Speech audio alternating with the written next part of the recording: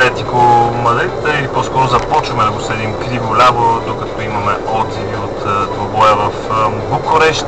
След което, разбира се, може да разчитате на сайта Gong.bg. Матч се дава по Филм Плюс за тези, които имат възможност да гледат този канал и им се гледа този класически сблъсък. Грандското дерби на испанската столица Мадрид. Ние пък очакваме от Леско още коментари и гласове. Като цяло на Разград ще анализират тази загуба и ще се опитат да компенсират поражението, защото в крайна сметка имат не лоши шансове да продължат, макар че след 1-0 вече може би Стяла има леко на предимство, тъй като гола си е гол, пък и не допуснаха попадения на своята мрежа от дома, което винаги се смята за известно преимущество. Малко музика, чакаме отзиви след това от матча в Букурещ, разбира се, ако